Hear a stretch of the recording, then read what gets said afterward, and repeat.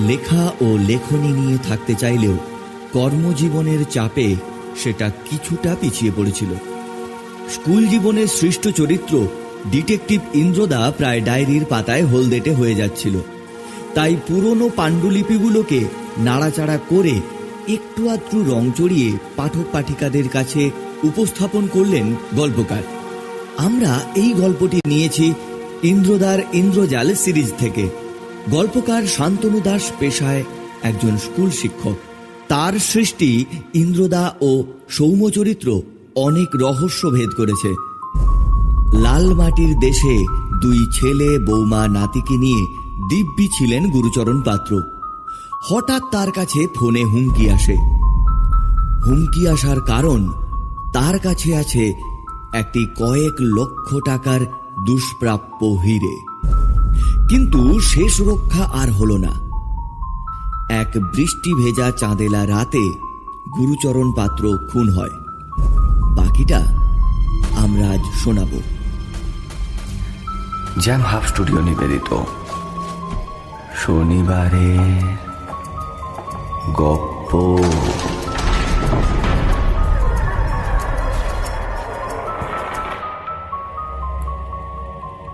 প্রতি শনিবার রহস্য রোমাঞ্চে ভরপুর গল্প দিয়ে সাজানো আমাদের শনিবারের গপ্প শুনতে সাবস্ক্রাইব করুন আমাদের YouTube channel jam hub studio.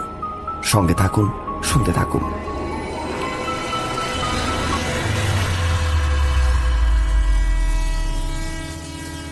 ঝড়ের গতিতে ট্রেন ছুটে চলেছে।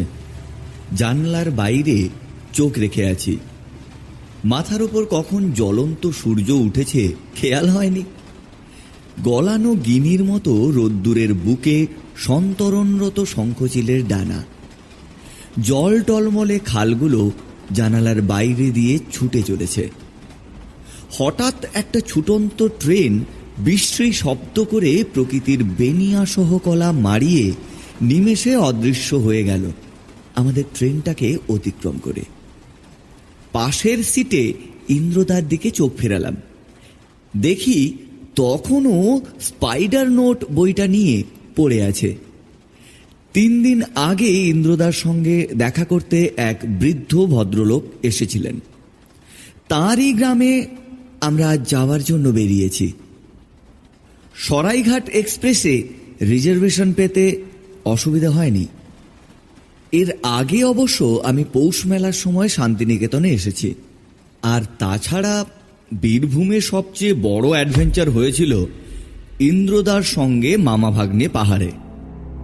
সোমনীলবাবুর মৃত্যু রহস্যের কিনারা করার পর ইন্দ্রদার ডিটেকটিভ ডিপার্টমেন্টে তেমন কোনো কাজ ছিল না। আর আমার তো স্কুলের পরীক্ষার 1 মাস আগে ছাড়া বাকি দিনগুলো ঝাড়া হাত পা। তাই রহস্যের কথা না ভেবেই অনেকটা লাল মাটির টানেই দুজনে বেরিয়ে পড়লাম।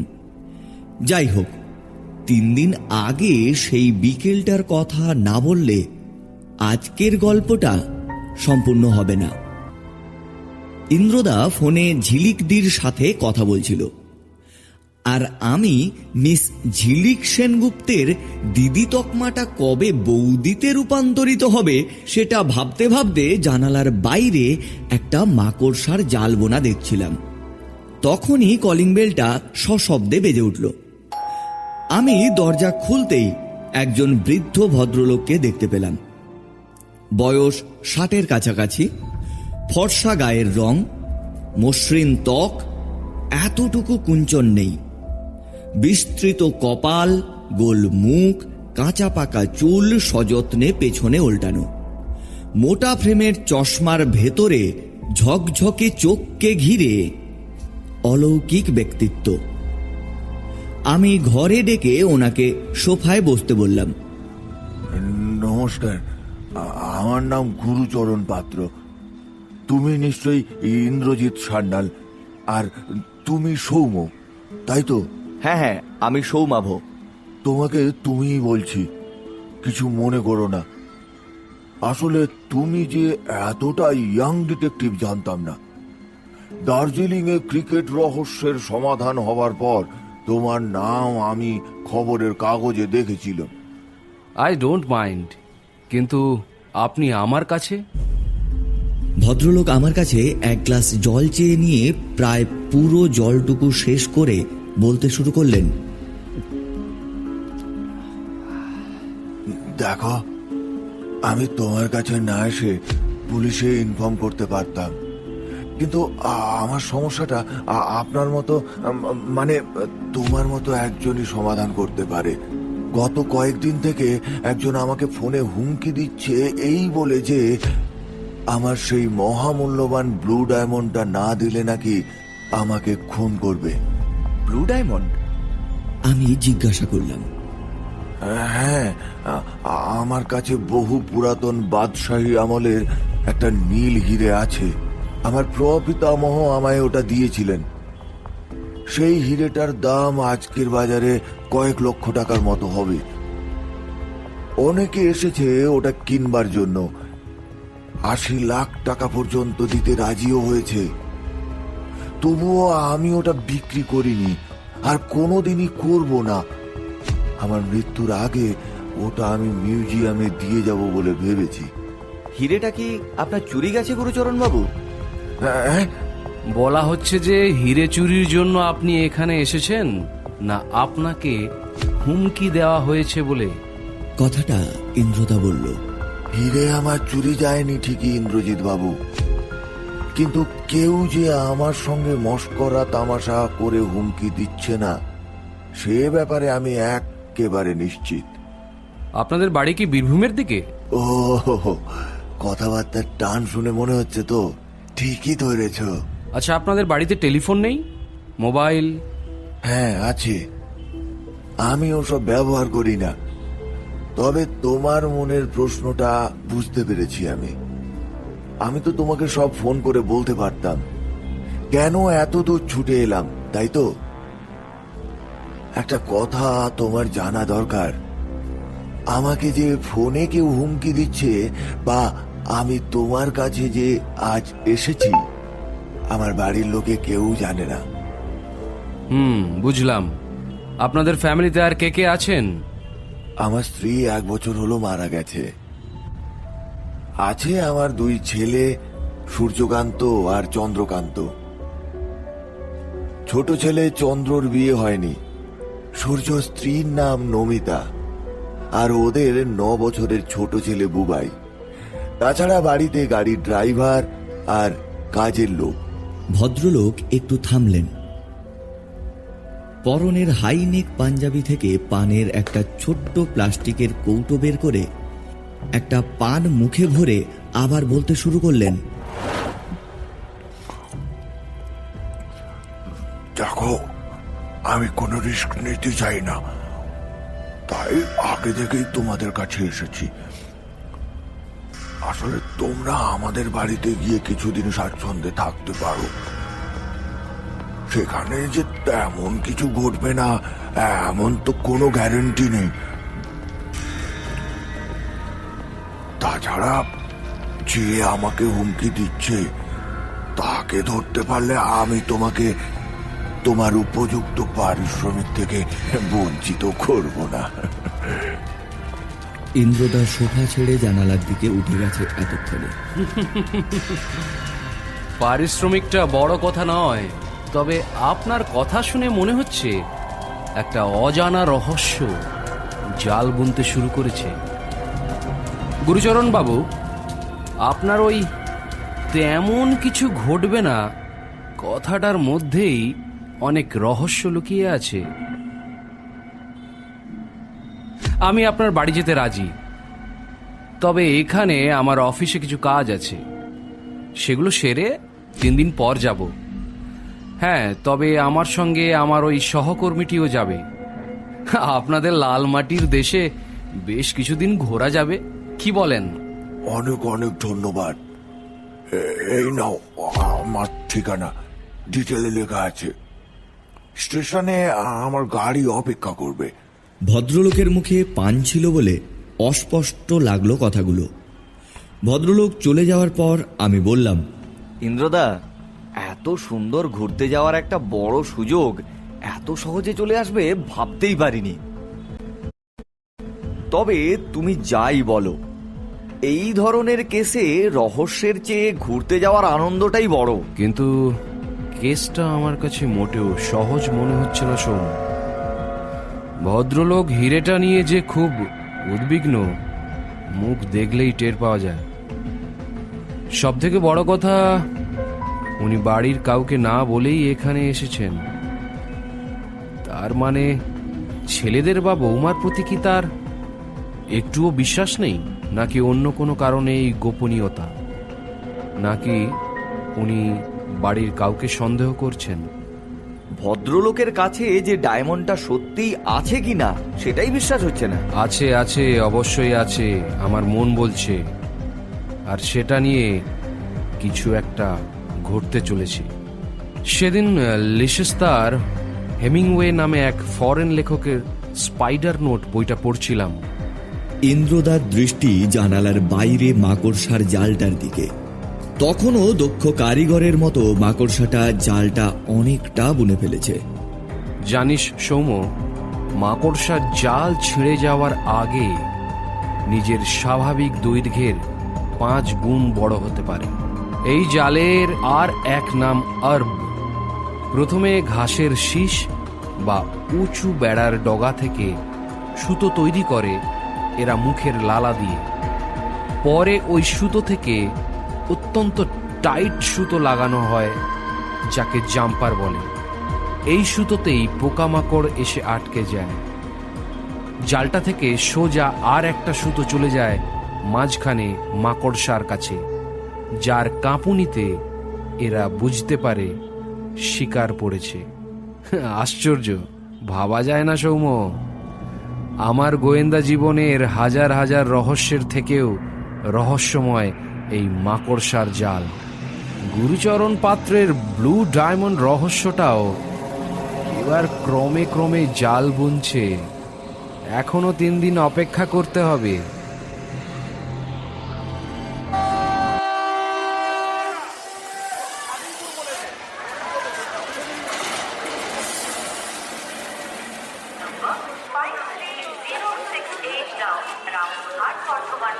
একটা অচেনা আওয়াজ শুনে আমি আর ইন্দ্রদা পেছন ফিরে তাকালাম।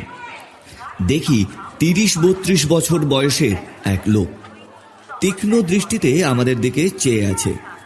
বেতের মতো ছিপছিপে চেহারা, নাক মুখ কাটা কাটা, তামাটে গায়ের রং, পরনে হাইনেক গেঞ্জি আর ঘেও কুকুরের মতো জিন্স। আপনি ইন্দ্রজিৎ সান্যাল তো? আমি জ্যাক, গুরুচরণ বাবু ড্রাইভার। ইন্দ্রদা হাত বাড়িয়ে হ্যান্ডশেক করল। আমরা পাশে দাঁড়িয়ে থাকা একটা রংচটা ট্যাক্সিতে উঠে পড়লাম।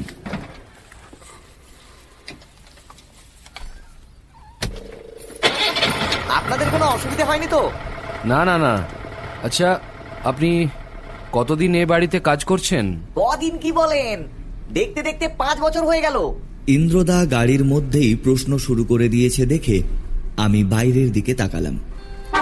গাড়ি চলেছে লাল মোরাম রাস্তার ওপর দিয়ে কড়কড় শব্দ করতে করতে।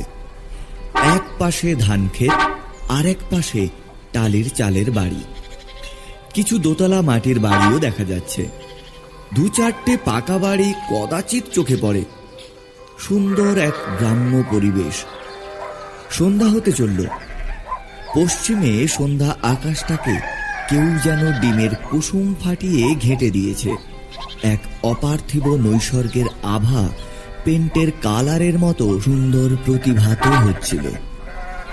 আমাদের ট্যাক্সিটা জ্যামিতির প্যারাবোলার মতো কাঁচা রাস্তা দিয়ে বেঁকে একটা কালো লোহার গেটের কাছে এসে থামল। গুরুচরণবাবু আমাদের জন্য বাইরেই অপেক্ষা করছিলেন। চারপাশটা তখন অন্ধকার, কিন্তু তবুও বুঝতে পারছিলাম চারপাশের সুন্দর একটা বাগান সহ গুরুচরণবাবুর দোতলা বাড়িটা বেশ শৌখিন। সূর্যকান্তবাবুর ছোট ছেলে বুবাই ছাড়া সকলের সাথেই আলাপ হলো। একতলার 3টি রুম ছাড়া রয়েছে একটা বড় ডাইনিং। একটাতে গুরুচরণবাবু, অন্য দুটোতে থাকে সূর্যকান্ত ও চন্দ্রকান্ত। দোতলার 2টো রুমের একটিতে থাকে বাড়ির পার্মানেন্ট ড্রাইভার জ্যাক। আর অন্যটি আমাদের জন্য রেডি করা ছিল। কথায় কথায় জানতে পারলাম হুমকির ঘটনাটা আজ সকালে বাড়ির সবাইকে বলেছেন তিনি। কালকে ব্লু ডায়মন্ডটা দেখানোর কথা বলে গুরুচরণবাবু সবার সাথে আমাদের আলাপচারিতা সারলেন। এরপর চলল টুকটাক কথাবার্তা আর আপ্যায়ন পর্ব। গুরুচরণবাবুর ঘর থেকে রবীন্দ্রসঙ্গীতের হালকা সুর ভেসে আসছিল। সূর্যকান্ত শৌখিন মানুষ, গ্রামের পোস্ট অফিসে চাকরি করেন। যথেষ্ট গম্ভীর, সংযত, একদম বেশি কথা বলেন না। চন্দ্রকান্ত ঠিক তার উল্টো, এখনো পর্যন্ত বেকার, বেশি কথা বলেন, সহজ সরল সাধারণ মানুষ। সূর্যকান্তের স্ত্রী নমিতা দেবী যথেষ্ট বুদ্ধিমতী, সংযত, লালিত্যময়। ছেলে বুবাইকে দেখাশোনা ছাড়া সংসারটা তাকেই চালাতে হয়। ড্রাইভার জ্যাক সারাটা দিন বাইরে থাকে, শুধুমাত্র খাবার সময় আর শোবার সময়টা ছাড়া। চাকর বলতে আছে একজন, নাম লালন। রাতে এ বাড়িতে থাকে না। আমি আর ইন্দ্রদা দোতলার রুমে এলাম। ঘরটা বড় নয়, পাশাপাশি দুটো বেড, দুটো জানালা, চেয়ার আর টেবিল রয়েছে। আমার একটু গরম বেশি লাগে, তাই জানালার ধারের বেডটাই আমি পছন্দ করলাম। কলকাতার তুলনায় এখানকার গরমটা বেশ চিড়বিড়ে। চলল আর এক প্রস্তর টিফিন পর্ব। সেলোফেনে মোড়া দেওয়াল ঘড়িটার দিকে তাকিয়ে দেখলাম বাজে 8:30। ড্রাইভার জ্যাক তখনও আসেনি। হঠাৎ দেখি লোডশেডিং। জানালার পর্দার আড়ালে দেখা যাচ্ছে আকাশের ভরাট চাঁদ। নিচের মোরাম রাস্তার ওপরে পাতলা রূপলি পথ বিছিয়ে দিয়েছে জ্বলন্ত জ্যোৎস্না। গাছগুলো থেকে ভেসে আসা মিষ্টি সুবাস ঘরে ঢুকছে। পাশাপাশি কোনো বাড়ি নেই বলে চারপাশটা রহস্যময়। কালো আর সবুজের ছায়া স্পর্শে অজস্র জোনাকি নক্ষত্রের মতো মিটমিট করছে। বিশ্বভারতীর ক্যাম্পাস ছাড়িয়ে প্রায় 30 কিমি দূরে গুরুচরণ বাবুদের এই নিঃশব্দ গ্রাম। নমিতা দেবী আমাদের হ্যারিকেন দিয়ে গেলেন আর বললেন, আমাদের এই গ্রাম্য এলাকায় একটাই সমস্যা, কারেন্ট চলে যাওয়া। আজ ইমার্জেন্সিটাও চার্জে বসানো হয়নি, একটু মানিয়ে নিন আপনারা। কথাটি বলে উনি চলে গেলেন। কিছুক্ষণ বাদে আমাদের দরজার আড়ালে কারোর ছায়া দেখতে পেলাম। ইন্দ্রদা বলল, বুবাই, ভেতরে এসো। দেখলাম একটা 8-9 বছরের ফুটফুটে ছেলে আমাদের ঘরে এলো। আমি জিজ্ঞাসা করলাম, তোমার নাম কি? আমার নাম জানো না বুঝি? এইমাত্র যে ও আমাকে নাম ধরে ডাকলো। ছোট্ট ছেলেটার কাছে এমন উত্তর পাবো আশা করিনি। কি স্পষ্ট অথচ গম্ভীর। ইন্দ্রদা ততক্ষণে বুবাইয়ের কাছে চলে গেছে। এসো, এখানে বসো। তোমার ভালো নামও বুঝি বুবাই? আমার একটাই নাম। আচ্ছা, বেশ বেশ। একটা ধাঁধা বলছি, উত্তর দাও দেখি। সমুদ্রে জন্ম, আমরা থাকি লোকের ঘরে, একটু জলের স্পর্শ পেলে যাই আমি মরে। বলো তো। লবণ। বাহ, তুমি তো বেশ ব্রিলিয়ান্ট। দাদুর কাছে শুনেছিলাম। আমি রাত্রে দাদুর কাছে ঘুমাই। দাদু গল্প না বললে আমার ঘুমই আসে না। আচ্ছা, দাদু তোমাকে হীরের গল্প বলে না? নীল হীরে। তুমি কি ডিটেকটিভ? কি করে বুঝলে? শোনো, তোমাকে একটা কথা বলবো, কাউকে বলবে না তো? না না না, বলবো না। কিন্তু কি কথা? কাল সন্ধেবেলা আমি দাদুর ঘরে বসে পড়ছিলাম। একটা কালো গুন্ডার মতো লোক ঘরে ঢুকলো। দাদুর দিকে তাকিয়ে বলল, কই আপনার সে হিরেটা দেখাবেন বলেছিলেন যে? দাদু আলমারি থেকে না একটা হিরে বের করলো। লোকটা সেই হিরেটা নেড়ে চেড়ে দেখতে লাগলো। আমি প্রশ্ন করলাম, আচ্ছা, হিরেটা কি নীল ছিল? বোধহয় নীল ছিল। বোধ হয় কেন? তুমি কি দেখোনি? লোকটাকে তাড়িয়ে দিল। যাওয়ার সময় লোকটা দাদুকে দেখে নেবে বলল। ইন্দ্রদার কপালে চিন্তার রেখা। আচ্ছা বুবাই, লোকটাকে আগে কখনো আসতে দেখেছো এখানে? খুদে গোয়েন্দার মতো বুবাই বলল, না, আগে দেখিনি, তবে এখন দেখলে ঠিক চিনতে পারবো। নিচের থেকে এবার গুরুচরণ বাবু খাবারের জন্য ডাক দিলেন, তাই বুবাইয়ের সঙ্গে গল্পটা আপাতত স্থগিত থাকলো। এবাড়ির চাকর লালনকে এই প্রথম দেখলাম নমিতা দেবীর সঙ্গে সবাইকে পরিবেশন করছিল। যথেষ্ট রুচিসম্মতভাবে ডিনার সারলাম, সঙ্গে ইন্দ্রদার ভেরি ভেরি স্পেশাল পোস্তের বড়া। ড্রাইভার জ্যাক আমার পাশেই খাচ্ছিল। রাতের খাওয়ার দাওয়ার শেষ করে আবার আমরা আমাদের ঘরে এলাম। 10:30 নাগাদ আমাদের পাশের রুমে জ্যাকের নাক ডাকার বিশ্রী শব্দ কানে আসতে লাগলো। আরো আধ ঘন্টা কাটলো। পাশের বেডে ইন্দ্রদা ঘুমিয়ে গেছে বোধহয়। আমার বেডটার পায়ের কাছেই জানালা। ম্যাট জ্বালিয়েছিলাম বলে মশারি টাঙানো হয়নি। জানালার বাইরে সরু একটা বারান্দা আছে। তাছাড়া মেঘমাখা জ্যোৎস্নায় একতলার নিচে বাগান আর রাস্তার কিছুটা অংশ দেখা যায়। ঘুমিয়ে যাওয়ার আগে পর্যন্ত শুয়ে শুয়ে জানালার বাইরে লক্ষ্য করছিলাম ছেঁড়া ছেঁড়া মেঘে আকাশটা ছেয়ে গেছে। চাঁদের কাছে আসতে না আসতেই তাদের রং হয়ে যাচ্ছে সাদা। কয়েক মুহূর্তের জন্য চাঁদটা হয়ে যায় অদৃশ্য। তারপর আমি ঘুমিয়ে গেছি। রাত তখন গভীর। মনে হলো কেউ যেন জানালার বাইরে সরু বারান্দা দিয়ে নিঃশব্দে হেঁটে যাচ্ছে। মনে হলো যেন একটা সরু পেন্সিল টর্চের ফোকাস আমার মুখে পড়ল। চোখ খুলে জানালার বাইরে দেখি কেউ নেই। ঘড়িতে তখন রাত 2টো।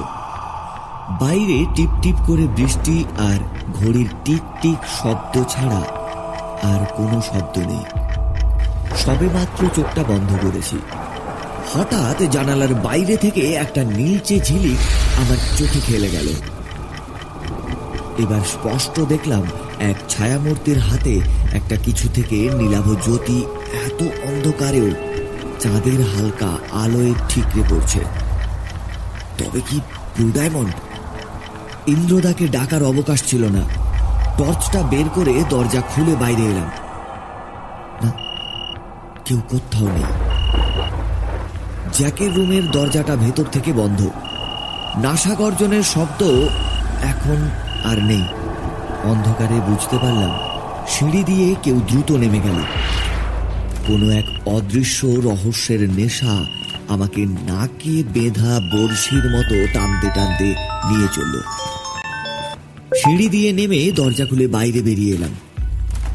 এক অদ্ভুত শিহরণে কাউকে ডাকার কথা তখন মাথায় আসেনি। বৃষ্টির গতি নেই, কিন্তু ঝিরঝির করে চোখে মুখে ছাট এসে লাগছে।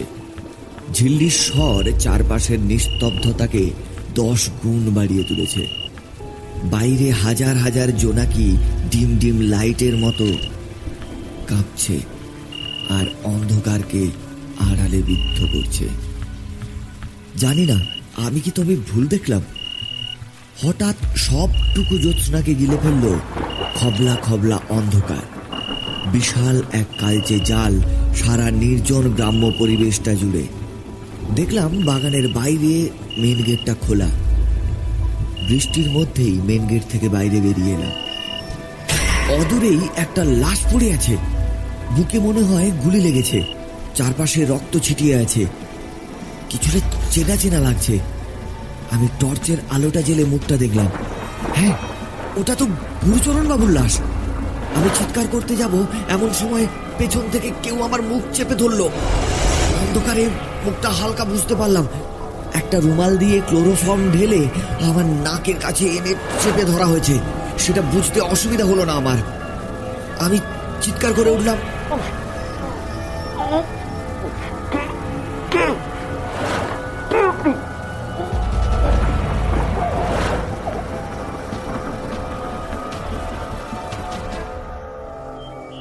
আমি দেখলাম আমি বিছানাতে শুয়ে আছি। পাশে ইন্দ্রদা আর বাড়ির সবাই। গুরুচরণ বাবুকে দেখতে পেলাম না। আমি উঠে বসলাম। দেখি বুবাইয়ের মা, বাবা, চন্দ্রকান্ত বাবু সবাই কাঁদছে। ইন্দ্রদা বলে উঠল, আমি তোর ইন্দ্রদা রে। এখন কেমন আছিস সমু? কাল রাতে তুই ঠিক কি দেখলি বলতো? আমি 3টে নাগাদ তোর বেডের দিকে তাকিয়ে দেখি তুই নেই। সূর্যবাবু আর বাকি সবাইকে ডাকতে গিয়ে দেখি গুরুচরণ বাবুও নেই। আমরা মেন গেট থেকে বাইরে আসি, প্রচণ্ড জোরে বৃষ্টি হচ্ছিল। কিছু দূর গিয়ে দেখি তুই অজ্ঞান হয়ে পড়ে আছিস। গুরুচরণ বাবুকে অনেক খোঁজাখুঁজি করেও এখনো কোথাও পাওয়া যায়নি। রাতে ঠিক কি হয়েছিল বলতো? আমি এক এক করে সব কথা খুলে বললাম। ঘরে তখন গুরুচরণ বাবুর জন্য কান্নার রোল পড়ে গেছে। ইন্দ্রদা গম্ভীর হয়ে গেছে। ঘড়িতে তখন সকাল 8টা। এরপর পুলিশ এলো, কিছু জিজ্ঞাসাবাদ চলল। তবে লাশের হদিশ না পাওয়া গেলে কিছু করা যাবে না বলে স্পষ্ট জানিয়ে দিল। ইন্দ্রদা আমাকে বলল, চল তো, কোথায় তুই লাশটা দেখেছিলি দেখে আসি, চল। আমরা বাইরে এলাম। ইন্দ্রদা, আমি, সূর্যকান্ত, চন্দ্রকান্ত আর বুবাই। জ্যাক আর নমিতা দেবী ঘরে থাকলো। চাকরটাও রান্নাঘরে গেল।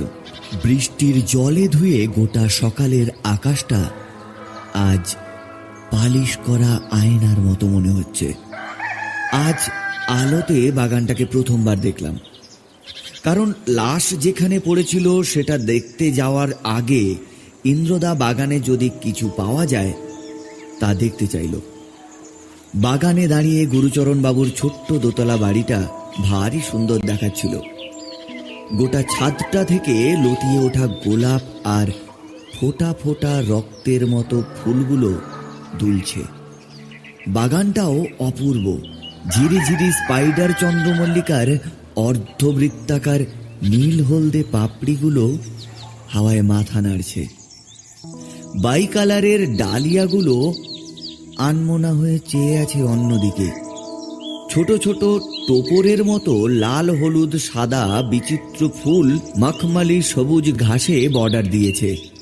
তাছাড়াও রয়েছে 2-4টে পেয়ারা আর আম গাছ। একটা রাবার গাছও রয়েছে দেখছি। কাল রাতে প্রচুর বৃষ্টি হয়েছে। আমরা কাদা মাড়িয়ে চললাম এগিয়ে। ইন্দ্রদা ডান দিকে সার দিয়ে লাগানো লম্বা লম্বা রজনীগন্ধার স্টিকের কাছে গিয়ে বসে পড়ল। একটা আধ খাওয়া সিগারেট মাটিতে পড়ে, বোধহয় চার্মস। ইন্দ্রদা চন্দ্রকান্ত বাবুর উদ্দেশ্যে বলল, আপনার বাড়িতে কেউ স্মোক করেন? আমি ছাড়া কেউ স্মোক করে বলে জানি না। কাল বৈঠকখানায় দেখেছিলাম একটা সিগারেট পড়েছিল। চার্মস কিনা লক্ষ্য করিনি। চন্দ্রকান্ত বাবু বলে উঠলেন, জ্যাক কিন্তু মাঝে মাঝে স্মোক করে। ইন্দ্রদা কোনো মন্তব্য করল না। বাঁ দিকে হিল হিলে লম্বা অজানা রঙের ডাঁটার বুকে হরেক রঙের পপি যেখানে দুলছে তারই নিচে এক পাটি চপ্পল। ফিতেটা কেটে গেছে। ইন্দ্রদার দৃষ্টি সেদিকেই।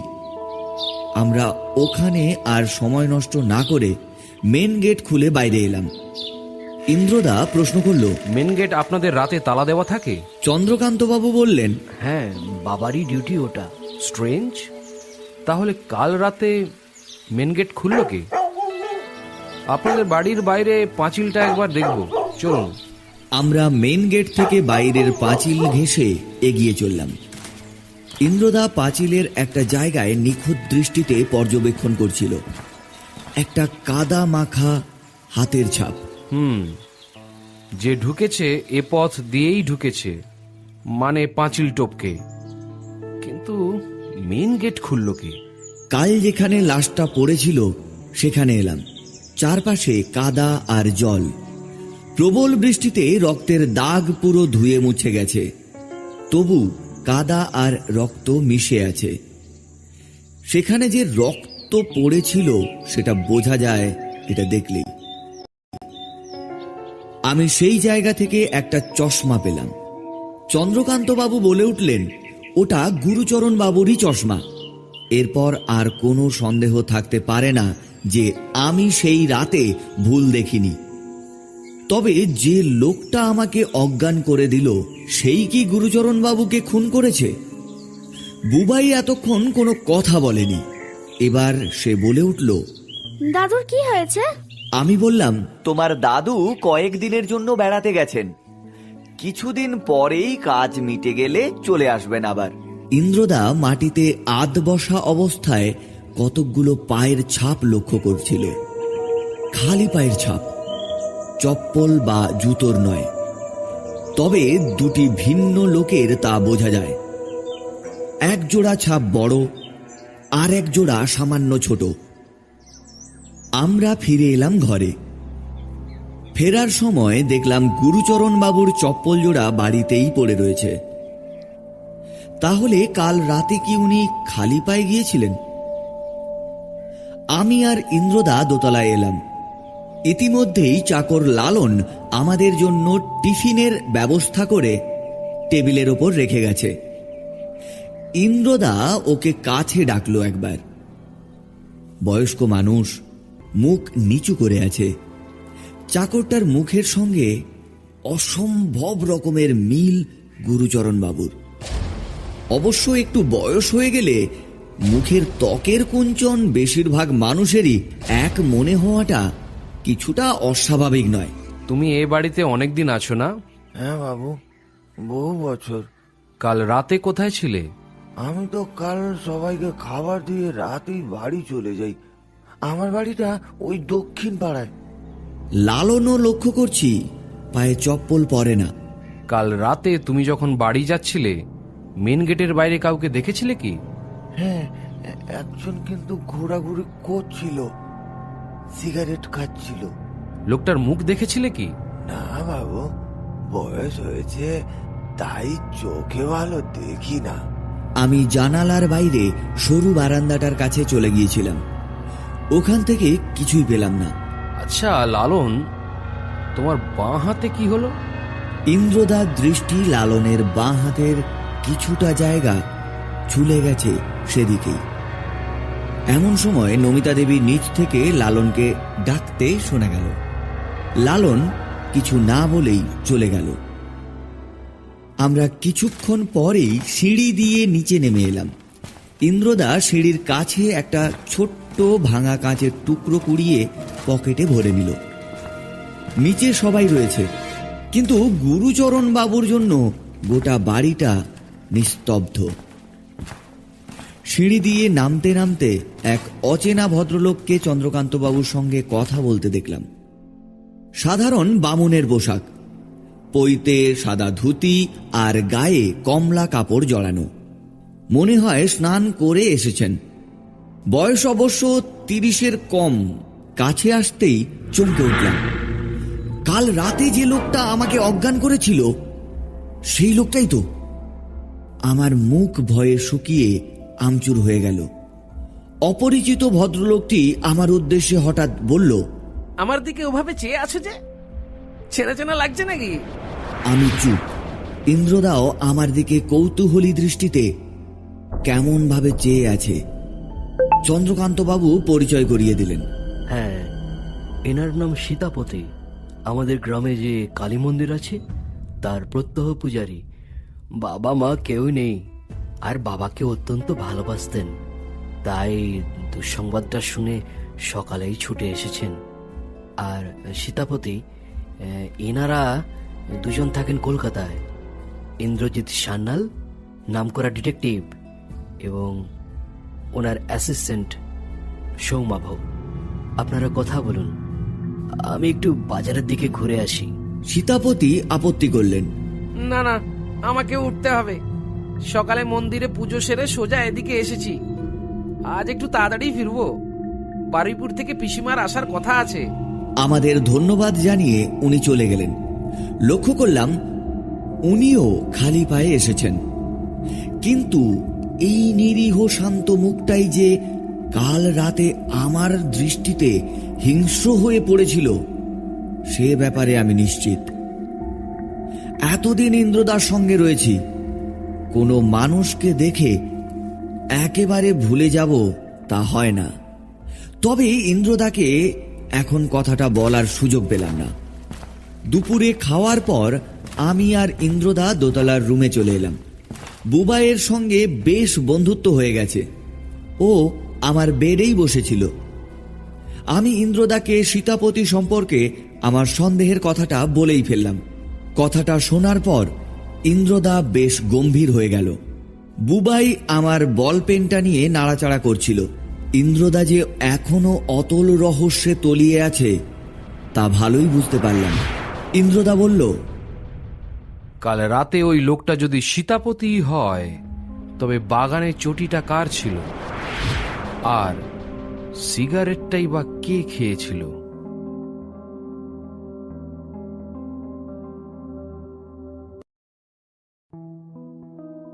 কেউ নয় ইন্দ্রজিৎ বাবু, আমি ছাড়া কেউ এ বাড়িতে স্মোক করে না।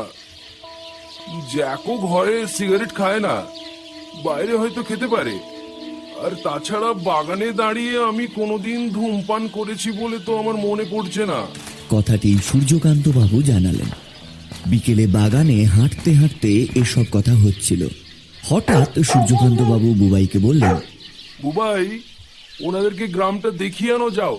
এত কম বয়সে এত সুন্দর একটা গাইডের দায়িত্ব পেয়ে বুবাই বিজ্ঞের মতো হাসি হাসল। নিষ্পাপ ছেলেটার মুখটা দেখে বারবার মায়া হচ্ছিল। আর হয়তো কিছুদিন পরেই সে জানতে পারবে দাদু পৃথিবীতে নেই। বিকেল তখন 5টা। ইন্দ্রদা আর আমি বুবাইয়ের সঙ্গে লাল মাটির গ্রাম দেখতে চলেছি। খানিকটা আগে যে রোদটা কাঁচা সোনার মতো ছিল, তাতে মুহূর্তের মধ্যে পশ্চিম আকাশের ঢাল বেয়ে রবি মামার পিছলে যাওয়াতে রক্তের দাগ লেগে গেল। 5:30 কখন বেজে গেছে খেয়াল হয়নি। বুবাই বলল, চলো এবার তোমাদের কালী মন্দিরটা দেখিয়ে আনি। আমরা পেছন পেছন চললাম। ও আমাদের একটা একতলা মন্দিরের কাছে এসে দাঁড় করালো। মন্দিরে ঢুকতেই কি যেন একটা শিহরণ খেলে গেল মনে। বাইরের তুলনায় মেঝেটা পরিষ্কার, মেঝেটা সিমেন্টের। এক পাশে কালো পাথরের কালী মূর্তি অন্ধকারে ভয় দেখাচ্ছে। যেখানে বিগ্রহ রয়েছে তার পাশে একটা সরু গলি। মন্দিরের মধ্যে একটা সুন্দর ফুলের গন্ধ পাচ্ছি। মনে মনে ভাবলাম, এই নির্জন অন্ধকার মন্দিরে কাউকে খুন করে ফেলে রেখে চলে গেলে কেউ টেরই পাবে না। মন্দিরের ভেতরে এক কোণে দেখলাম একটা মাদুর, বালিশ আর মশারি। বুবাইয়ের ভয় ডর নেই। সেই সরু গলিটা দিয়ে যেতে যেতে সে বলল, দেখবে এসো, এদিকে একটা শিবের পাথর আছে। শিবরাত্রির দিনে মায়েরা জল ঢালে। আমরাও সেই সংকীর্ণ গলিটা দিয়ে ঢুকে পড়লাম। হঠাৎ বুবাই ছুটে এসে আমার গায়ে ঝাঁপিয়ে পড়ল। ও কিছু একটা দেখে খুব ভয় পেয়েছে। ইন্দ্রদা এগিয়ে গেল, পেছনে আমি আর বুবাই। গিয়ে যা দেখলাম তা দেখে আমাদের চক্ষু স্থির হয়ে গেছে। লাশ! বুবাই ভয় ভয় দৃষ্টিতে একবার দেখে বলে উঠল, এ কি, এই লোকটা তো দাদুর কাছে এসেছিল। আমি চমকে উঠলাম। ইন্দ্রদাকে দেখলাম কিছু ক্লু খুঁজছে। ইন্দ্রদা লাশটার কাছে হাঁটু মুড়ে বসে পড়ল। কোনো ভারী বস্তু দিয়ে মাথায় আঘাত করে খুন করা হয়েছে। মাথার বাঁ দিকে ক্ষতটা পরিষ্কার দেখা যাচ্ছে। আমি বললাম, খুনি যদি এই ব্যক্তিকে ভারী জিনিস দিয়ে আঘাত করে তাহলে সেটা গেল কোথায়? খুনি কি এতই বোকা যে সেটা ফেলে দিয়ে যাবে? লাশটার দিকে তাকিয়ে দেখ, রাইগার মর্টিস শুরু হয়ে গেছে। তার মানে অনেক আগেই লোকটা খুন হয়েছে। লাশটার চারপাশে স্যাঁতস্যাঁতে মেঝেতে রক্ত ছড়িয়ে ছিটিয়ে ছিল।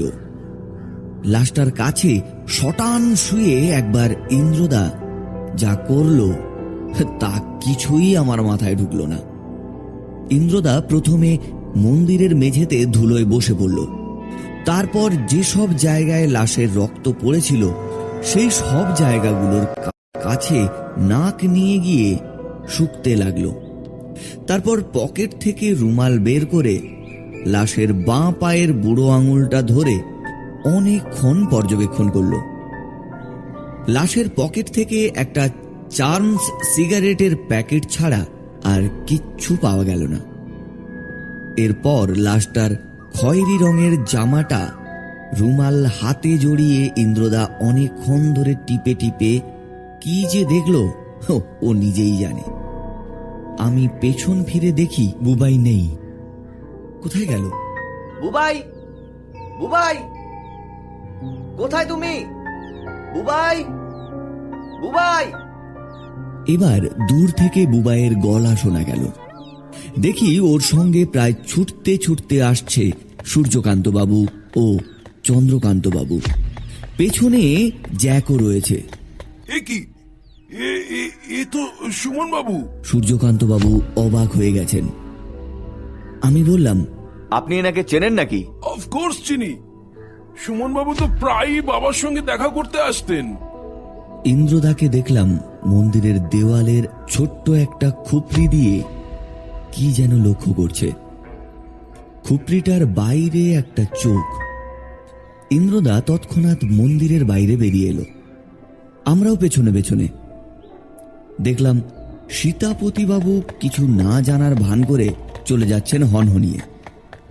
ইন্দ্রদার ইশারায় অবশ্য কেউ তাতে বাধা দিল না। চন্দ্রকান্তবাবু পুলিশকে খবর দিয়ে দিলেন। চারপাশে তখন অনেক লোকজন জমে গেছে।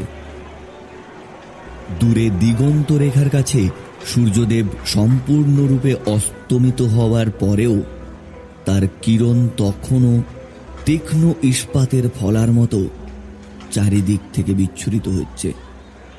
পুলিশ আসার আগেই বাড়ি ফিরলাম আমরা। রাত তখন 7:30।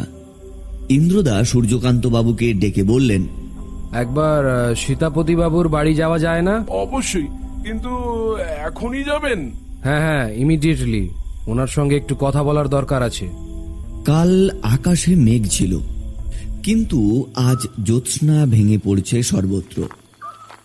অজস্র নক্ষত্রমালা জেগে আছে আকাশে। পাশের বিলের ঢেউয়ের মাথায় মাথায় 10-12টা চন্দ্রকলা নাচছে। আকাশের চাঁদটা তা দেখে যেন থতমত শিশু। সূর্যকান্তবাবুর সঙ্গে আমরা এগিয়ে চলেছি। এসে থামলাম একটা টালির চালের বাড়ির সামনে। দরজার কড়া নাড়তে বেশ কিছুক্ষণ পর দরজা খুলে দিলেন সীতাপতিবাবু। ঘরটার ভেতরে 2টো রুম। আমরা বেতের মোড়াতে 3 জনে বসলাম। সীতাপতিবাবু দাঁড়িয়ে রইলেন। ইন্দ্রদা কোনো রকম ভনিতা না করে সোজা প্রশ্নে চলে গেলেন। মন্দিরে আজ যে সুমনবাবু খুন হয়েছেন তাকে আপনি চিনতেন? না না না না, একদম না। আচ্ছা, বেশ বেশ। মন্দিরে দেখলাম বালিশ আর মশারি রয়েছে। ওখানে কেউ কি ঘুমোয়? ঠিকই ধরেছেন, আমি মাঝে মাঝে শুই। মন্দিরের মেঝেটা বেশ ঠান্ডা তো, আর যা গরম পড়েছে। কাল রাতেও শুয়েছিলেন তাই না? হ্যাঁ হ্যাঁ, কিন্তু তাতে কি হলো? এমন সময় পাশের ঘর থেকে এক বুড়ি মহিলার গলা শোনা গেল। এই রাত বিরেতে কে এসেছে রে শীতে? সূর্যবাবুরা এসেছেন পিসিমা, সূর্যবাবুরা এসেছেন। পাশের ঘরের পর্দার আড়াল দিয়ে দেখলাম এক বুড়ি মহিলা খাটিয়ার ওপর শুয়ে কথাটা জিজ্ঞাসা করল। বলছি, সুমনবাবু যে খুন হয়েছেন কখন জানতে পারলেন? দেখুন, উনি খুন হয়েছেন কি মারা গেছেন তাতে আমার কি? এরকম অচেনা বহু লোক পৃথিবীতে মারা যাচ্ছে। তা বেশ বলেছেন। সুমনবাবু আপনাদের গ্রামেই খুন হয়েছেন। লাশ পাওয়া গেছে মন্দিরে, যেখানে আপনি রাতে ঘুমান। এ ব্যাপারে আপনার কোনো ইন্টারেস্ট না থাকলেও পুলিশ আপনাকে নিয়ে ইন্টারেস্টেড। যাই হোক, আমি আপনাকে জেরা করতে আসিনি। তবে আমার কাছে সত্যিটা বলতে পারতেন সীতাপতি বাবু। দুটো খুন হয়ে গেছে আপনাদের গ্রামে। একজনের লাশ এখনো বেপাত্তা। তবে পুলিশের জেরার সামনে একটু ভেবে চিন্তে গুছিয়ে কথা বলবেন। ধন্যবাদ ইন্দ্রজিৎ বাবু আপনার মূল্যবান উপদেশের জন্য। আর আমাকেই যদি খুনি ভাবেন তাহলে তার উপযুক্ত মোটিভ খুঁজতে হবে আপনাদের। আমার বাড়ি সার্চ করতে পারেন। No thanks. এত রাতে আপনার পিসিমাকে বিরক্ত করার মতো এতটাও খারাপ লোক আমরা নই। আজ আমরা উঠি, বুঝলেন? সীতাপতিবাবু পেন্সিল টর্চের আলো দেখিয়ে আমাদের দরজা পর্যন্ত এগিয়ে দিলেন। ইন্দ্রদা ভুরু কুঁচকে কি ভাবছে বোঝার উপায় নেই। আসার সময় ইন্দ্রদার শেষ কথাগুলো শুনে আমি হাঁ হয়ে গেলাম। অবশ্য এর আগেও ইন্দ্রদাকে সাসপেন্সের চরম মুহূর্তগুলোতে এ ধরনের অপ্রাসঙ্গিক কথা বলতে শুনেছি। আচ্ছা, আপনার ডাক নামটি বড়ই মিষ্টি, সীতে। সীতাপতি থেকে সীতে, ওটা কি আপনার ওই পিসিমার দেওয়া? সীতাপতিবাবু হাঁ করে অবাক বিস্ময়ে হ্যাঁ বললেন। সূর্যকান্তবাবু এমনিতেই কম কথা বলেন, এতক্ষণে একটিও কথা বলেননি। বাইরে বেরিয়ে জিজ্ঞাসা করলেন, হ্যাঁ বলছিলাম, কিছু অনুসন্ধান করতে পারলেন? পারলাম সূর্যবাবু, আর সেই সঙ্গে কিছু দেখলামও। এখন শুধু অপেক্ষার পালা। চুরি হওয়া হিরেটার হদিশ পেতে হবে। গুরুচরণবাবুর বাড়ির মেন গেটের কাছে যখন এলাম তখন ঘড়ি বলছে রাত 9টা। লোডশেডিং হয়ে গেছে। অদূরেই নজরে পড়ল একটা ছায়ামূর্তি পুকুরের পাড়ে বসে আছে। মুখের সিগারেটটা লাল অঙ্গারের মতো জ্বলছে। ইন্দ্রদা বলল, সমু, তুই সূর্যকান্ত বাবুর সাথে বাড়ি যা, আমি একটু পরে আসছি। ইন্দ্রদা ছায়ামূর্তির দিকে এগিয়ে গেল। আমরা আবছা অন্ধকারে মেন গেটে ঢুকলাম। তা এখানে বসে কি করছেন? ও আপনি বসুন বসুন। দেখুন না, লোডশেডিং এর যা বাহার, গরমে বদ্ধ ঘরে থেকে আর কি করব বলুন। জ্যাক, আপনাকে একটা প্রশ্ন করব। কাল বিকেলে আমরা যখন কলকাতা থেকে এলাম তখন সবাই ছিল, শুধু চন্দ্রকান্ত বাবু ছিলেন না। ওই সময় উনি কোথায় যেতে পারেন বলে আপনার ধারণা? হয়তো বুবাইকে নিয়ে ঘুরতে গিয়েছিলেন। গাড়ি চালিয়ে যে টাকা আপনি মাইনে পান তাতে আপনার সংসার চলে? দেখুন, 5,000 টাকা পেলে 5,000-এর মতো সংসার চলবে, আবার 50,000 পেলে 50,000-এর মতো। এ বাজারে বেশি কে না চায় বলুন? একেবারে 50,000 পেতে গেলে অনেক কাঠ খড় পোড়াতে হয়, সেটা আপনিও ভালো করেই জানেন। তা সিগারেট নেবেন ইন্দ্রজিৎ বাবু? নো থ্যাঙ্কস, আমি চামস খাই না। আচ্ছা জ্যাক, আপনি সুমন বাবুকে চিনতেন? না। চন্দ্রকান্ত বাবু বললেন। পরদিন সকালে ব্রেকফাস্ট করতে করতে চন্দ্রকান্ত বাবু বললেন যে কাল রাতে ভয়ঙ্কর কিছু ঘটেনি। সকালে সবাই তখন একতলার ডাইনিং এ বসে আছি। ইন্দ্রদা বলে উঠল, চন্দ্রকান্ত বাবু, আপনি বলছেন বুবাইকে বেড়াতে নিয়ে যাওয়ার সময় সাইকেল নিয়ে গিয়েছিলেন, আর রাস্তায় কোথাও নামেননি? বললাম তো না। আপনি কি বলতে চাইছেন বলুন তো? বুবাই হঠাৎ বলে উঠল, কাকু, তুমি একবার পান দোকানে নেমেছিলে না? Thank you Bubai. হ্যাঁ, একবার নেমেছিলাম বটে, বাবার জন্য পান কিনতে। বাবা প্রচুর পান খান তো। পান দোকানটা কোথায়? ওই বাস স্ট্যান্ডের কাছে, হরির পান স্টল। আপনি কি চাইছেন বলুন তো? আপনি কি আমাদেরকেও বিশ্বাস করছেন না নাকি? কিছু মনে করবেন না, এটা অপ্রিয় হলেও সত্যি কথা যে স্বয়ং গুরুচরণ বাবুও আপনাদের বিশ্বাস করতেন না। সকাল 10টা নাগাদ ইন্দ্রদা গুরুচরণ বাবুর ঘরটা একটু দেখতে ঢুকল। সঙ্গে আমি, বুবাই, চন্দ্রকান্ত বাবু। পরে অবশ্য নমিতা দেবীও এসেছিলেন। মাঝারি সাইজের রুম। এক কোণে একটা লোহার টেবিলের ওপর 2-4টে ফাইল। ওপরে মিহি ধুলো জমেছে। টেবিলের সামনে একটা মরচে ধরা টিনের চেয়ার। ঠিক উল্টো দিকে আর একটা ওভাল শেপের টেবিলের ওপরে এক গাদা ম্যাগাজিন ছড়ানো। তাছাড়া রয়েছে পরিষ্কার বেড কাভারের পাতা, একটা ছোট্ট খাট, দুটো আলনা আর একটা টেবিলে বইয়ের স্তূপ। একটা ছোট্ট ঘুড়ি আলনার মাথায়, হয়তো বুবাইয়ের। একটা লোহার সিন্দুক রয়েছে আর দেওয়ালের গায়ে একটা কাঁচের আলমারির ভেতরে নানান রকমের মাটির জিনিস সাজানো। বুবাই বলল ওই সব সুন্দর মাটির তৈরি ফলগুলো সব নাকি গুরুচরণ বাবুর নিজের হাতে তৈরি করা। এক সময় কুমারটুলির এক মৃৎশিল্পীর সঙ্গে ওনার খুব বন্ধুত্ব ছিল। ইন্দ্রদা হঠাৎ বলল, এই সিন্ধুকের মধ্যেই ছিল ব্লু ডায়মন্ড, তাই না চন্দ্রকান্ত বাবু? হয়তো, তবে এই ব্যাপারে দাদা ভালো বলতে পারবে। হ্যাঁ, দাদু সেদিন এখান থেকেই হিরে বের করে দেখাচ্ছিল লোকটাকে। সুমন বাবুকে? আমি জিজ্ঞাসা করলাম। হ্যাঁ। দাদু কবে আসবে বলো তো? আমাকে বলেছিল একটা মাটির পেয়ারা বানিয়ে রং করে দেবে। আমাদের বাগানের বুলবুলিটা না গাছের পেয়ারাগুলো খেয়ে সব নষ্ট করে দেয়। আমি বুলবুলিটাকে মাটির পেয়ারা দিয়ে ঠকাবো। দাদু খুব খারাপ, আমাকে না জানিয়ে চলে গেল। ও ডিটেকটিভ কাকু, তুমি কি পেয়ারা বানাতে পারো? নিষ্পাপ শিশুটার সরল কথাবার্তা শুনে আমার চোখটাও নিজের অজান্তে ছলছলিয়ে উঠল। নমিতা দেবী আঁচলে মুখ চাপা দিয়ে কান্না ঢাকতে পাশের ঘরে চলে গেলেন। আজ যদি গুরুচরণ বাবুর মতো কাউকে খুঁজে পেতাম, তাহলে এই ফুটফুটে শিশুটার মনোবাসনাটা কিছুটা হলেও পূরণ করার চেষ্টা করতাম। ছোট্ট শিশুটার প্রশ্নের উত্তরে ইন্দ্রদার চুপ করে থাকা ছাড়া কোনো উপায় ছিল না।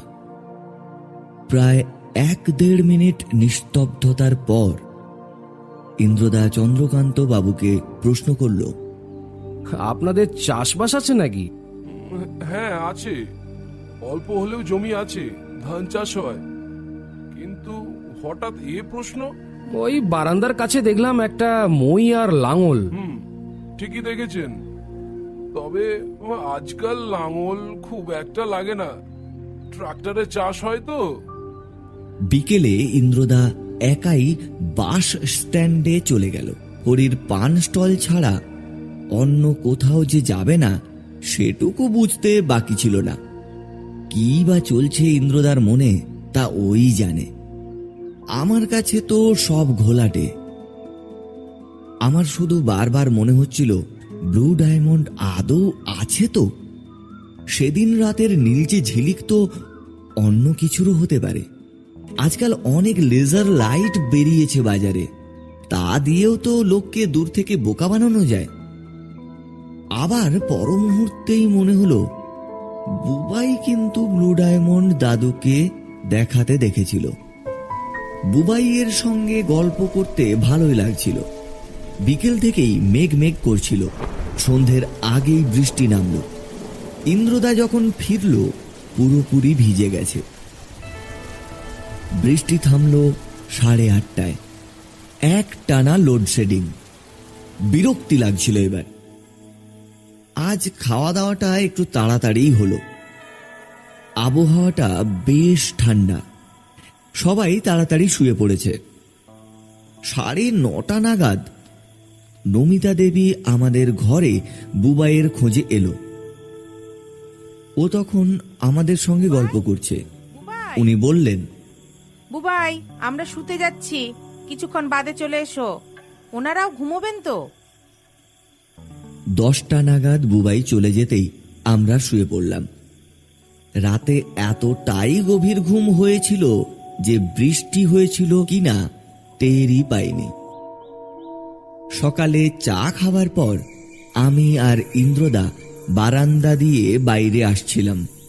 ইন্দ্রদা হঠাৎ থমকে দাঁড়ালো দেওয়ালের একটা বড় পেরেকে লাগানো মইয়ের দিকে তাকিয়ে। ইন্দ্রদা কি এত দেখছে তন্ময় হয়ে? কাল তো এখানেই ছিল মইটা। ইন্দ্রদাকে এ ব্যাপারে কোনো প্রশ্ন করলাম না। ভাবলাম ইন্টারেস্টিং কিছু হলে পরে সবই জানতে পারবো। সকাল থেকে বুবাইয়ের পাত্তা পাওয়া যায়নি। দুপুরে খাওয়ার পর বিশ্রাম নিচ্ছি, এমন সময় দরজা দিয়ে বুবাই ঢুকলো।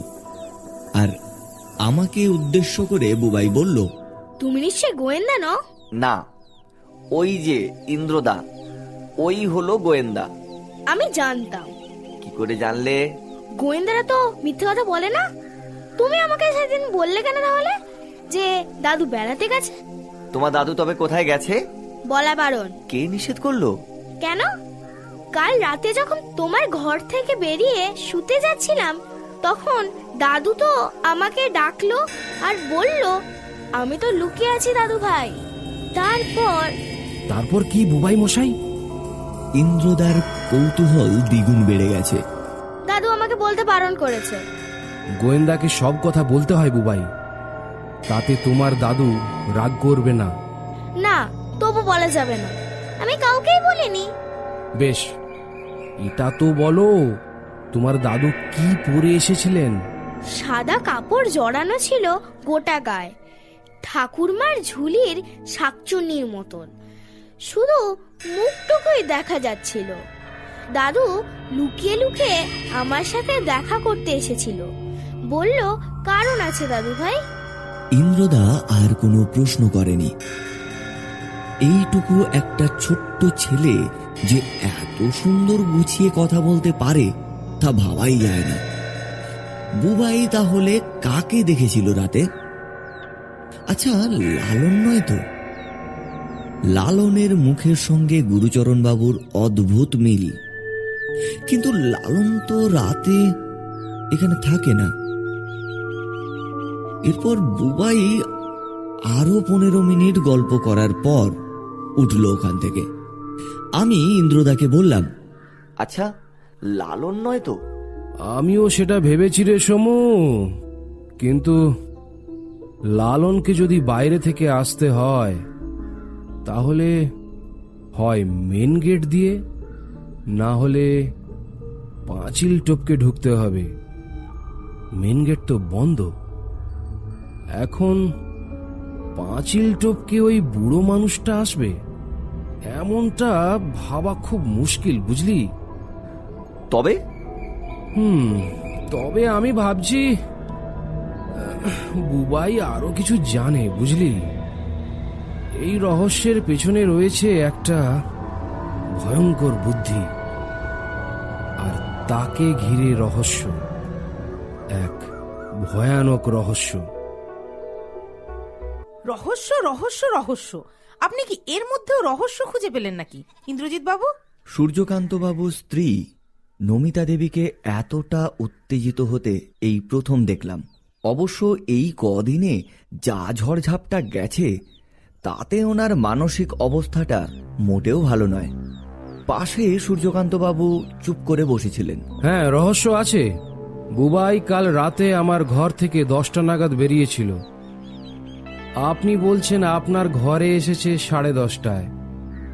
দোতলা থেকে একতলা আসতে কি আধ ঘন্টা সময় লাগে নমিতা দেবী? তবে কাইন্ডলি বুবাইকে এ ব্যাপারে কিছু বলবেন না বা বকাঝকা করবেন না। রাতে আজকে শুতে 10:30 হয়ে গিয়েছিল। শুয়ে শুয়ে ভাবছি একের পর এক ঘটে যাওয়া ঘটনাগুলো। রহস্য আর চিন্তাগুলো ধারালো ব্লেড হয়ে কাটাকুটি খেলছে মনে।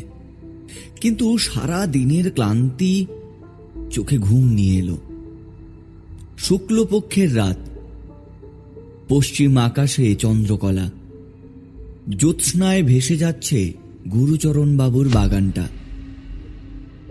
4-5টা দেবদারু গাছের মাথার উপর রাত্রির পরিবেশটা এক অপার্থিব জলছবির মতো দেখাচ্ছে। কিন্তু এই আলোময় জ্যোৎস্নাতে কে যেন গুরুচরণ বাবুর বাগানে হেঁটে চলেছে নিঃশব্দে।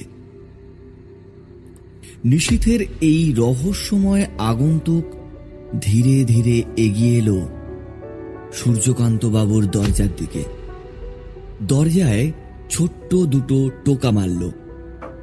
আমার ঘুম ভেঙে গেছে। ঘড়িতে দেখি বাজে 12টা। সূর্যকান্ত বাবুর ঘর থেকে হালকা গুঞ্জন শোনা যাচ্ছে। ইন্দ্রদা মনে হয় ঘুমিয়ে পড়েছে। আমি ছোট্ট করে ডাক দিলাম, ইন্দ্রদা, ও ইন্দ্রদা। ইন্দ্রদা চোখ না খুলেই বলল, জেগে আছি সৌম। দরজাটা খুলে বাইরে এলাম। বারান্দার রেলিংয়ে মুখ বাড়িয়ে দেখলাম সূর্যকান্ত বাবুদের ঘর থেকে আলোর ছটা আসছে। তার মানে এত রাতেও কেউ ঘুমোয়নি। স্পষ্ট একটা আলোচনার আওয়াজ আসছে। সূর্যকান্ত বাবু, চন্দ্রকান্ত বাবু, নমিতা দেবীর গলা শোনা যাচ্ছে। আমি বিছানায় এলাম আবার। জ্যাক নাক ডেকে যাচ্ছে পাশের ঘরে।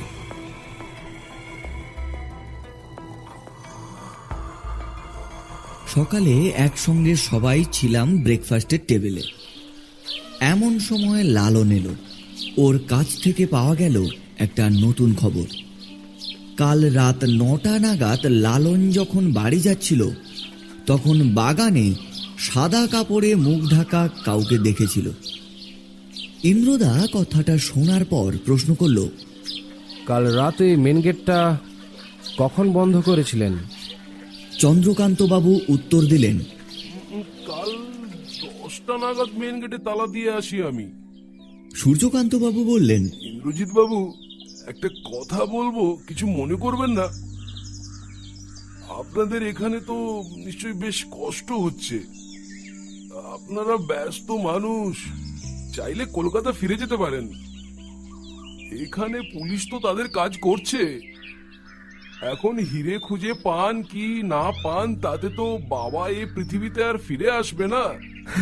তা যা বলেছেন, অবশ্যই সূর্যবাবু। আমার একটা কাজ এখনো বাকি আছে, যে সেটা করতে পারলে অবশ্যই ফিরবো। তার আগে কখনোই নয়, আপনি বললেও নয়। জোঁকের মুখে নুন দেবার মতো ঝিমিয়ে পড়ল সূর্যকান্ত বাবু। নমিতা দেবীও কেমন যেন অন্যমনস্ক হয়ে পড়েন। সকাল 10টা নাগাদ আমি আর ইন্দ্রদা একটা পুকুর পাড়ে বিশাল বট গাছের নিচে বসেছিলাম। সঙ্গে ছিল বুবাই।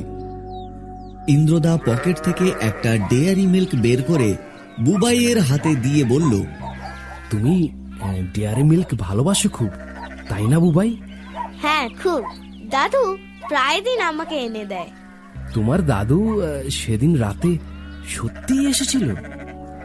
তুমি তুমি ঠিক দেখেছিলে? হ্যাঁ তো বলেছি। তাহলে বলবে না তো তোমার দাদু তোমাকে কি বলেছিল? আমি তো গোয়েন্দা, গোয়েন্দাকে সবকিছু না বললে চোর ধরা পড়বে কি করে বুবাই? তোমার দাদুর হিরে যে চুরি করেছে তাকে তুমি শাস্তি দিতে চাও না? আচ্ছা, তোমরা কিন্তু কাউকে বলো না। সেদিন রাতে দাদু আমাকে বলল যে বাইরের মেন গেটটায় তালা মারা। আমি যাবো কি করে? তুমি কোথায় যাবে? বললাম না দাদু ভাই, আমি লুকিয়ে আছি। এখন তাহলে এলে কেন? শুধু তোমার জন্য বুবাই। দাদু পকেট থেকে একটা পেয়ারা বের করে বলল, বুবাই, তোমায় বলেছিলাম না আমাদের বাগানের পেয়ারাগুলো সব নষ্ট করে দিচ্ছে বুলবুলিটা। ওকে ওই মাটির পেয়ারাটা দিয়ে ঠকাতে হবে। এটা দিতেই তো এলাম। তোমাকে ছাড়া আর কিচ্ছু ভালো লাগছে না। বাহ, খুব মজা হবে। তাহলে দাদু ভাই, আমার একটা কাজ করে দিতে হবে। মেন গেটের চাবিটা এনে তালাটা খুলে আমাকে বাইরে যেতে দিয়ে চাবিটা আবার লাগিয়ে যেখানে ছিল সেখানে রেখে দিতে হবে। কি পারবে তো? পারবো।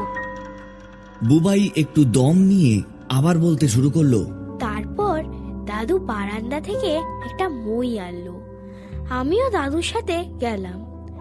আমি দাদুকে বুলবুলির বাসাটা দেখিয়ে দিলাম। বাড়ির পেছনে ঘুলঘুলিতে বাসাটা আছে। দাদু মইয়ে উঠতে পারবে না বলে আমি উঠে রং করা মাটির পেয়ারাটা ঘুলঘুলিতে রেখে দিলাম। দাদু মইটা যেখানে ছিল সেখানে রেখে দিয়ে আসার পর আমি মেন গেটের চাবিটা এনে দাদুকে যেতে দিলাম। তারপর চাবি রেখে মায়ের কাছে শুতে গেলাম। আমি বললাম, বুবাই, রাতে সাদা কাপড়ে মুখ ঢাকা তোমার দাদুকে দেখে ভয় করলো না তোমার? দাদুকে আবার ভয় কিসে? তবে দাদু খুব গম্ভীর হয়ে কথা বলছিল, হয়তো ঠান্ডা লেগে গলা ধরে গেছিল। ইন্দ্রদা বলল, তাহলে ওই দুষ্টু বুলবুলিটাকে ঠকাতে পারলে বুবাই? তারপর ইন্দ্রদা আমার দিকে তাকিয়ে মুচকি হাসি হাসল। বিকেলে দেখ, কিন্তু মই না হলে তো হবে না। মই আনবে কে? বাবা যদি দেখে ফেলে? আচ্ছা বুবাই, লালন দাদাকে কেমন লাগে তোমার? খুব ভালো। আমি তোকে ছোট দাদু বলি, আমাকে খুব ভালোবাসে। ওর আমার মতন একটা নাতি ছিল, ওকে ছেড়ে চলে গেছে। ওর ছেলে নাতি সবাই। নমিতা দেবী বুবাইকে স্নান করানোর জন্য ডেকে নিয়ে গেলেন। কিরে, কিছু বুঝলি? তার মানে কি গুরুচরণ বাবু মারা যাননি? তাহলে সেদিন রাতে কার লাশ দেখেছিলি বলতো? তাই তো।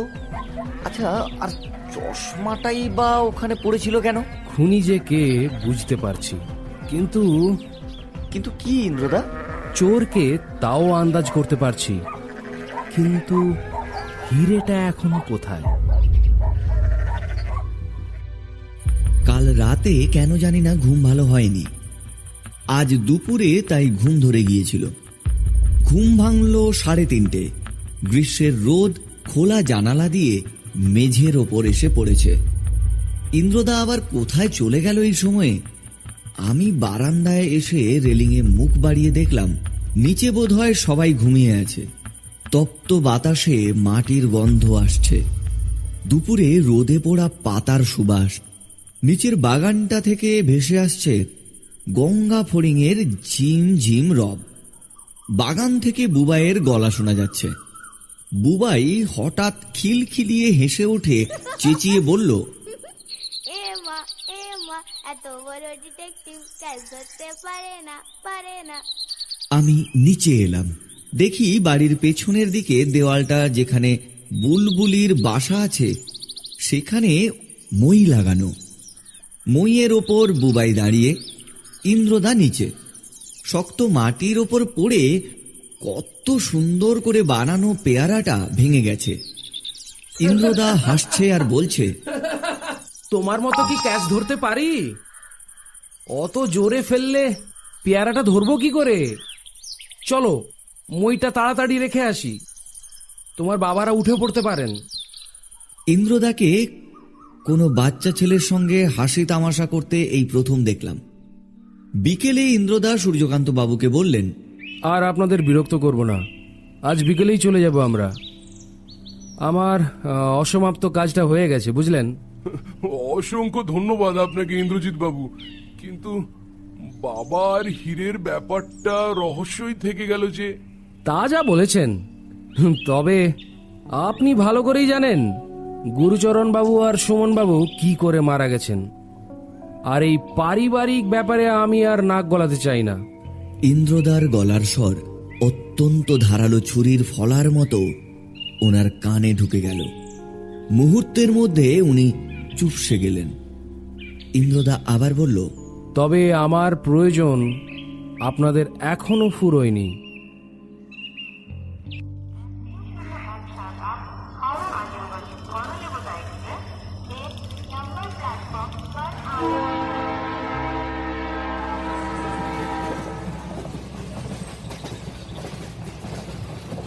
আচ্ছা ইন্দ্রদা, তুমি তখন গুরুচরণ বাবুর বাড়িতে বললে এখনো তোমাকে ওনাদের প্রয়োজন হবে, এর মানেটা কি? পুরো কেসটা শোন, সব জলের মতো পরিষ্কার হয়ে যাবে সৌম্য।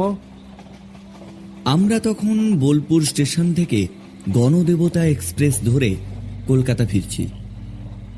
7টার কাছাকাছি বাজে। মেঘের জন্য ট্রেনের জানালা দিয়ে চাঁদ আকাশে দেখা যাচ্ছে না। বাতাসের দাপট নেই, নক্ষত্ররাও নজরে আসছে না। ট্রেনের গতিময়তায় বাতাস সরাসরি আমাদের মুখের ওপর ঝাপটা মেরে চলেছে। এবার ইন্দ্রদা বলতে শুরু করলো।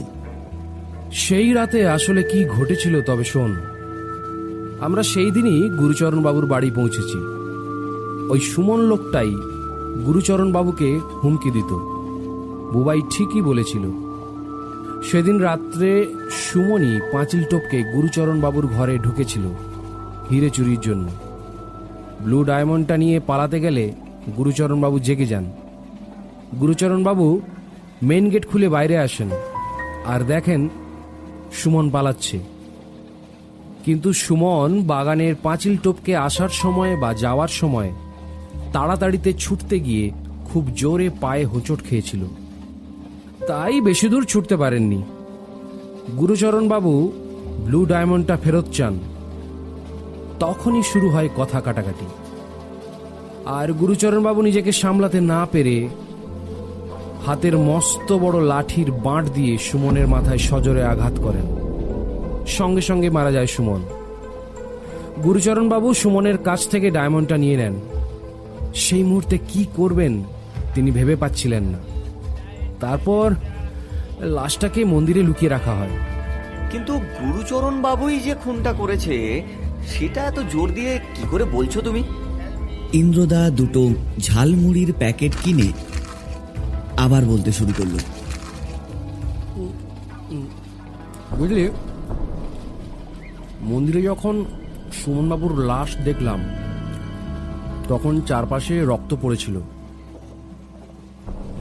তখন ভাবলাম মাথা থেকে যদি শুধু রক্ত পড়ে তাহলে এতটা জায়গা জুড়ে ছড়াবে কেন?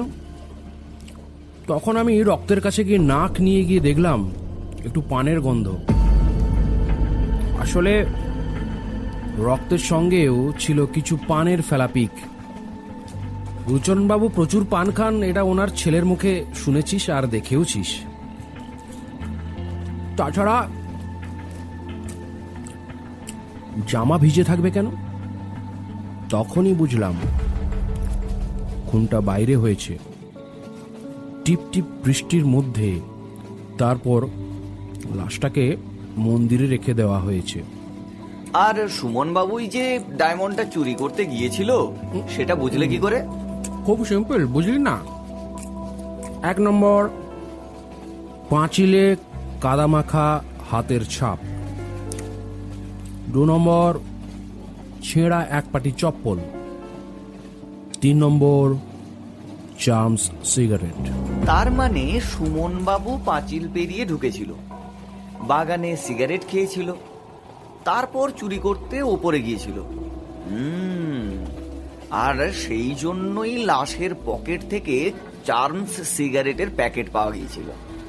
লাশের বুড়ো আঙুলে ছিল রক্তের দাগ, কারণ ছুটে পালানোর সময় বাগানের মাটিতে হোঁচট খেয়েছিল সুমনবাবু। আর তাই পালাতে গিয়ে এক পাটি চপ্পল বাগানেই থেকে যায়। লাশের পায়েও লক্ষ্য করেছিলাম এক পাটি চপ্পল রয়েছে। ভেরি গুড সোম। কিন্তু ইন্দ্রদা, গুরুচরণ বাবুর একার পক্ষে এই বয়সে ওই লাশটা তুলে নিয়ে গিয়ে মন্দিরে রাখা সম্ভব কি? ওয়েট, এখনো বাকি আছে। ঘটনাচক্রে সেই রাতে সীতাপতি সুমনকে খুন হতে দেখে। সীতাপতি গুরুচরণ বাবুকে খুব শ্রদ্ধা করত, তাই গুরুচরণ বাবুকে কিভাবে বাঁচানো যেতে পারে সেই প্ল্যান করতে শুরু করে। আমরা তখন গুরুচরণ বাবুর ব্লু ডায়মন্ড রহস্যের সমাধান করতে চলে এসেছি। গুরুচরণ বাবু যে খুন করেছেন এমনটা আমাদের মাথায় যাতে না আসতে পারে সেই জন্য সীতাপতি আর গুরুচরণ বাবু শুরু করেন এক অদ্ভুত ফন্দি। রাত তখন খুব গভীর, সবাই ঘুমোচ্ছে, এমনকি আমরাও। ওরা দুজনে মিলে লাশটাকে মন্দিরে লুকিয়ে রাখে। সীতাপতি বলেছিল মনে আছে যে ও সকালে মন্দিরে পুজো দিয়েছে। মন্দিরে গেলে কি তার লাশটা নজরে পড়তো না? আসলে মন্দিরে ও গিয়েছিল ঠিকই, কিন্তু জানতো লাশটা ওখানেই আছে। তারপর গুরুচরণ বাবু বুকে নকল রক্ত মেখে কাদামাখা রাস্তায় শুয়ে পড়েন, যাতে সবাই ভাবে গুরুচরণ বাবু খুন হয়েছেন। আর সীতাপতি হিরেটা নিয়ে সোজা দোতলায় চলে আসে। তোর মুখে পেন্সিল টর্চের আলো মেরে তোকে জাগায়। ব্লু ডায়মন্ডটা ইচ্ছে করেই তোকে দেখায়। তুই ভাবিস কেউ হিরেটা চুরি করে নিয়ে পালাচ্ছে। তুই বাইরে বেরিয়ে আসিস, দেখিস মেন গেট খোলা, আর মেন গেটের বাইরে কাদামাখা রাস্তায় গুরুচরণ বাবুর লাশ। ওটা লাশ ছিল না রে সোম, ছিল গুরুচরণ বাবুর নিখুঁত অভিনয়। তারপর পেছন থেকে এসে অজ্ঞান করাটা সীতাপতির কাছে খুব সহজ ব্যাপার ছিল। তাছাড়া সীতাপতি যখন ওর বাড়ি থেকে টর্চ দেখিয়ে আমাদের এগিয়ে দিতে আসছিল, তখন লক্ষ্য করেছিলাম টর্চের কাঁচটা ভাঙা।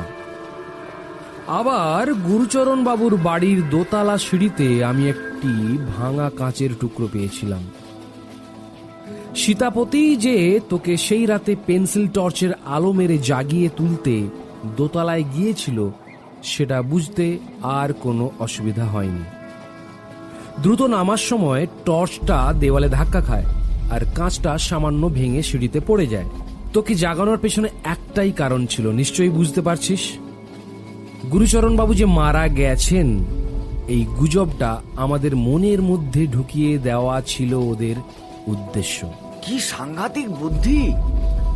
এত অল্প সময়ের মধ্যে এত বুদ্ধি খাটানো, লাশ মন্দিরে সরানো, গুরুচরণ বাবুর নিখুঁত অভিনয় করা, আমাকে অজ্ঞান করার মেটেরিয়াল জোগাড় করা, এ তো পুরো মাস্টার প্ল্যান।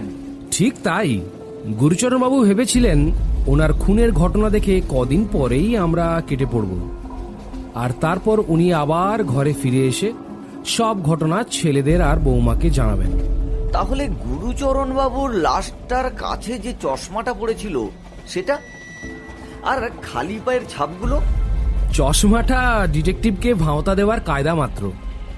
খালি পায়ের ছাপগুলো সীতাপতি আর গুরুচরণ বাবুর।